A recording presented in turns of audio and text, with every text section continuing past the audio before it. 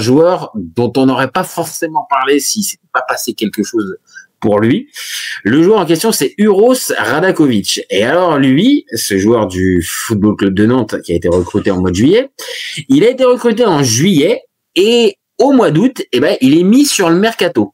Et alors, on va se poser la question ensemble de savoir si c'est une simple erreur de casting ou si c'est carrément une faute professionnelle. Alors, moi, sans spoiler directement, je te le dis direct, pour moi, c'est une faute professionnelle de la part des Nantais. C'est quoi les stats du bonhomme? Alors, les stats du bonhomme, tiens, tu me prends de court. Attends, je te sors ça tout de suite. Les stats du bonhomme, alors, c'est un joueur quand même un peu de l'ombre, qui a joué à Sivasspor, à Ankara Gucu, à Arsenal Tula, Wisla Cracovie, Astana. C'est Arsenal qui les a plantés, ils ont dit que c'était l'Arsenal.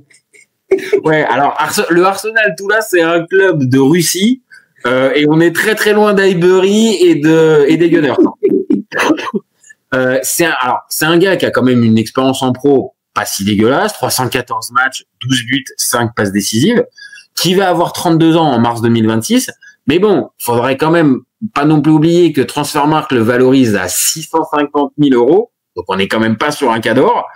Et voilà, je pose juste la question. Je l'ai pas vu, le joueur. Mais quand il a joué combien de matchs l'année dernière? Et l'année dernière, 32 matchs, 4 buts, 0 passes décisives. Donc, il a joué. En championnat turc? En championnat turc.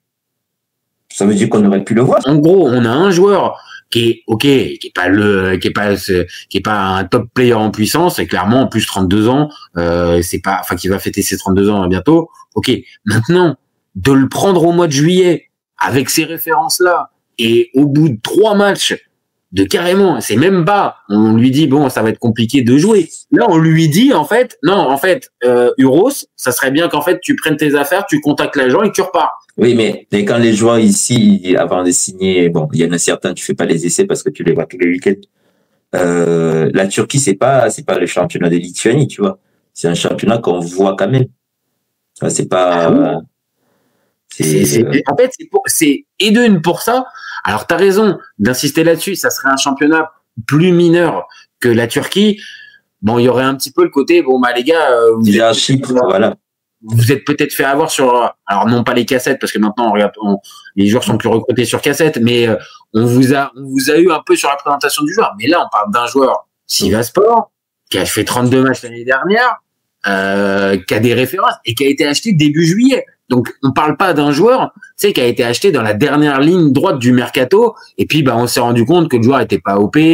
Là, on le prend début juillet, validé par le coach. C'est un plan réfléchi depuis un moment, tu vois, c'est le joueur peut-être qu'on voulait depuis le mois de janvier. Quand tu fais ces achats-là, ça veut dire que tu négocies depuis 4-5 mois et que... Ah oui, c'est soit des opportunités.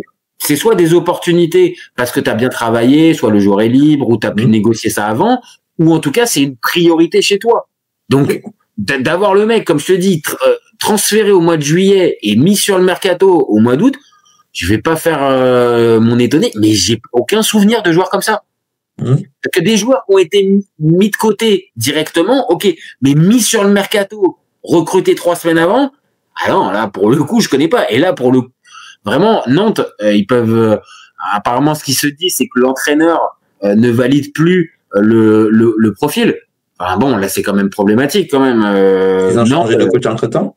En fait, c'est Luis Castro. Alors qui était l'ancien coach de Dunkerque l'année dernière. Dunkerque avait fait une belle saison, ils ont fait demi-finale de coupe et ils ont fait les barrages pour monter. Ils sont pas montés. Oui, c'est ça. Et voilà, et il est parti, il est arrivé au FC Nantes. Donc sur le papier, c'est plutôt séduisant, un jeu offensif, énergivore et tout ça. Donc école Benfica en plus. Donc sur le papier, c'est séduisant. Maintenant, désolé, mais là, le bonhomme, sur le recrutement, en tout cas, je vais pas lui laisser grand chose parce qu'il à un moment, il a fait le premier entraînement, il a dit qu'il voulait se barrer. Il voulait se barrer? Non, mais il est resté. Non, il est resté. C'est toujours lui. Donc, après, voilà, t'en rigoles. On connaît alors, il y en a certains qui disent le Kita Circus.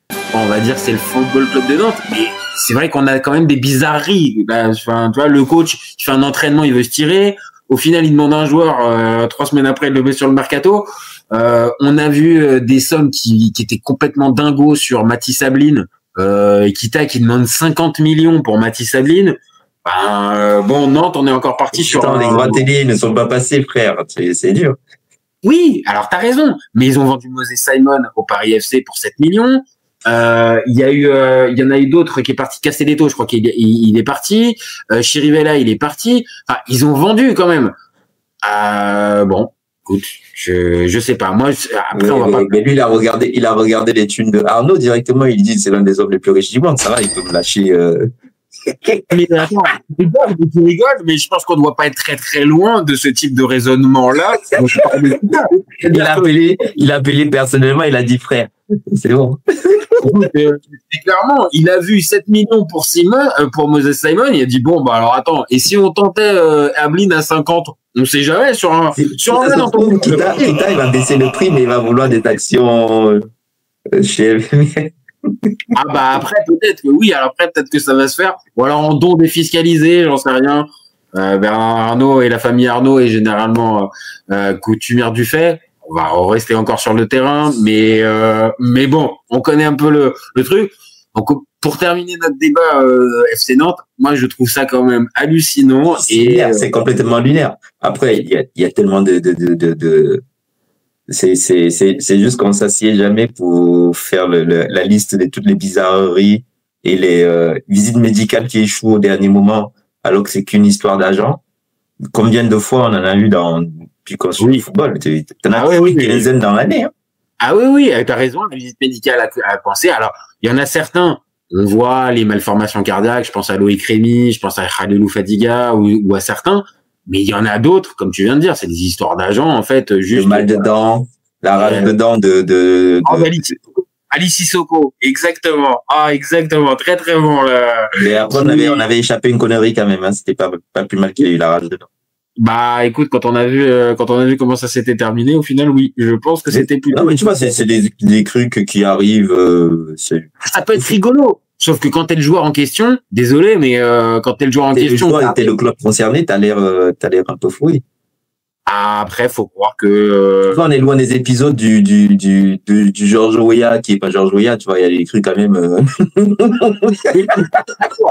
Non, d'accord. Alors, ok, si t'essaies de me dire qu'en fait, on aurait pu pousser le vice encore plus loin, oui, d'accord. Maintenant, juste, en Ligue 1, comme t'as dit, en plus, à une période où t'as pas beaucoup de thunes, il y a pas les droits télé qui tombent, putain, les 650. Ouais, bosse mieux, il y a des certitudes dans ce que tu fais. Voilà, le jour tu le signes. C'est ça. Tu l'as déjà vu avant. Parce que là, moi, je suis le Uros Radakovic. Mais alors, je t'explique, hein, je demande ce qu'on me paye tous les scouts, ils sautent. Ah bah oui, sauf si c'est lui qui a validé lui-même personnellement. Là, c'est autre chose, voilà. Ah ouais, non, mais alors si après, carrément, c'est une magouille avec le président, carrément, c'est quoi? Non, moi, je dis si c'est le coach qui a validé personnellement, il se rend compte de sa bêtise, ça, c'est autre chose. Ah, ok, d'accord, ok. Alors, j'étais parti encore plus loin, carrément, en embrouille. Bon, ok, bon, bah, je pense qu'on a été clair. On trouve ça lunaire l'un et l'autre, au moins, là, sur celui-là, on est d'accord.